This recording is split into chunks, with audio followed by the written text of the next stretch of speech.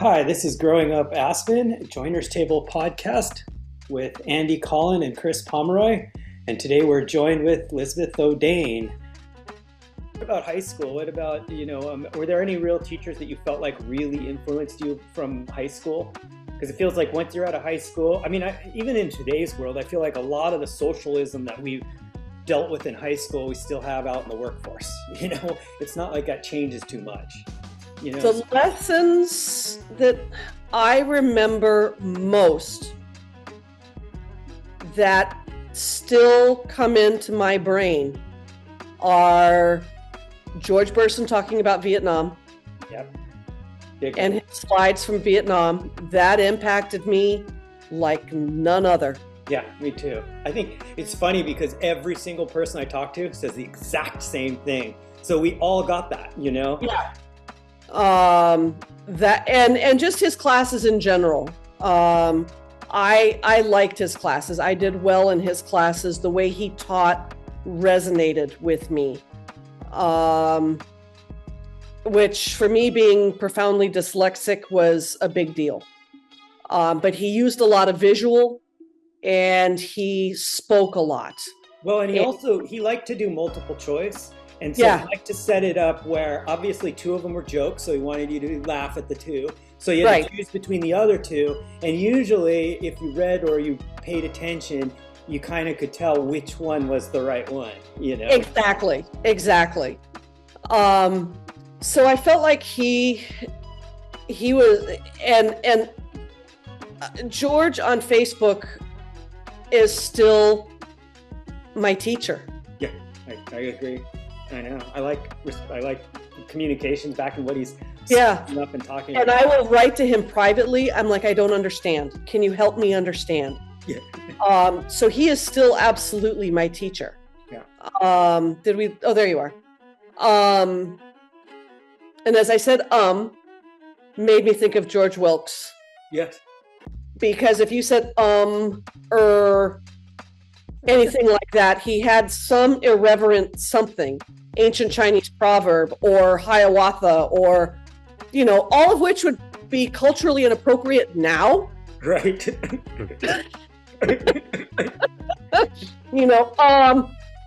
And he'd do some Indian something or ancient Chinese proverb. But it taught me to not say or whatever before I opened my mouth and started talking. Right. So at least we got that, we may have gotten the cultural misappropriation down, but whatever. We don't say when we're I had that with Bob Simons. Disparaging people. I had that with Bob Simons because I would sit there and how you would have to read or do your little whatever you wrote or read it out from the class or something like that. And I'd come up and I'd say, okay. And he'd go, no, don't say okay. Just read. And I'd be like, okay, I'm going to start. No, don't say okay. And so I was like, exactly. Costello scene, Yep. I think my experience with our teachers was phenomenal. I felt everybody was fair. I thought they were good. I was a good student in that I would show up, I would do the work. I was profoundly dyslexic, which we didn't really realize at the time. Right. God love, who is the teeny tiny little math teacher? Miss Sanchez, and I go walking with her at Neighbors. Least every 2 weeks or something. I go for a walk with her. She lives down there now? Yeah, she lives right down from me. Oh my God, please give her my love. I will. So it was algebra 2, I think. And I wasn't getting it. It was not making any sense. I'd been in tutoring all year long with Gary Kreitzer. Oh, Gary Kreitzer, what a great guy.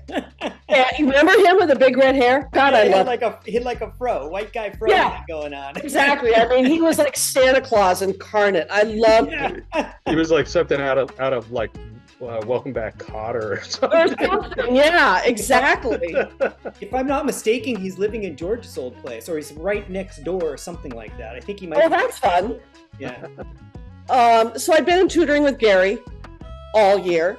Still wasn't getting it. Still was like, I'm sorry, this is not making any sense. I'm trying. I'm really trying.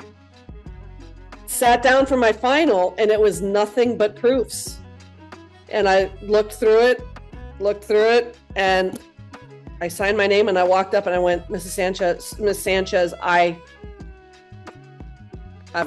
out. I'm done. I don't know what else to do. Yeah. And she graded me on my homework, and she forgot about the final. Wow. Because I did my homework. I put the effort in. It wasn't that I was slacking. Right. It wasn't that I was trying to be a difficult student or get out of something. She knew I busted my butt trying to get these damn proofs, but it wasn't going to happen. And I could sit there for 14 hours staring at that final, and I wasn't going to get anywhere. You know, Beth, my mom used to, until her dying day, would rail against the Aspen school system for using the new math. And it cracks me up because it wasn't their fault. It was a nationwide thing. It was. They were trying to do something different from whatever it is now, base 10 or base 20 or whatever. And it really screwed a bunch of us up. It did. And it wasn't the school per se, it was the new math. And I don't think I ever knew that there was a new math that they were trying to teach. I just knew that I struggled with it the entire goddamn time. Yeah, you weren't alone. I was the same way, and actually ended up having to transfer colleges to fulfill my algebra issue. I ended up doing it at CMC, Colorado Mountain College, college there in Colorado. And the teacher that finally taught me to where I got it was a guy who had dropped out of high school and then went back, got his GED, and then ended up getting like a PhD from Georgetown University. Wow. So he understood struggle as a student, and he understood how it was, and he literally just slowed down and made sure everybody in the class got it before he moved on. And I think that may be what we were missing back then. Well, but yeah, Chris, you definitely were not alone. You just answered a big question for me, because with Miss Sanchez specifically, I remember we'd get the assignments and I'd be starting to work away on it, and one of the equations, I'd forget how it was supposed to approach it. So I'd ask my dad. He'd be sleeping. I'd go, "Hey, Pop," wake up my dad. And he'd kind of get up and he'd go, "Oh, okay, I see what they're doing. They want you to do this, and then he'd go back to sleep, And I'd start doing it. And what was funny was we got the same answer, but it was a different approach. Yeah, you nailed it right there. Sanchez every time used to have me go up to explain what I did on my equation, because it was totally different than what she was teaching in class. But she wanted me to go up there and explain it. And that's the other piece of it. Being stuck in front of everybody. That's the other piece of it, is our parents were not able to help us with it because they didn't understand the new math. They're like, I don't know what the hell they want you to do. I'll tell you how to do division or whatever it was, but it's different than that, whatever they're showing you. But why the hell you have to do, algebra 2 and those proofs and go through all that? I'm like, okay, great. If I want to go on and be a rocket scientist, great. Have at it. But why am I banging my head against the wall? The irony of it is too, is that Andy and I and others in like animation and things like that, we use math all the time. Yeah, because it's fractions every day. Right. Even algebra, but mostly geometry, and calculus. Geometry, I get. Yeah. But it's so funny. I think they've since moved a long way away from whatever that crap was they were trying to teach us back in the 70s. Oh my God. Yeah. I think I can't speak for middle school. I know that I was switched to Country Day because the middle school at the time had a bad rap. Yeah. I don't know what that bad rap was. I wish I could go back and ask my mom what it was. But they were also trying to get me into a smaller school system. Thanks for listening.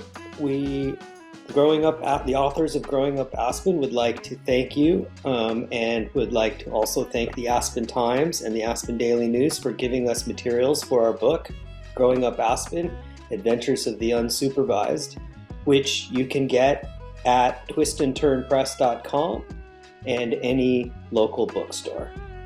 Thanks.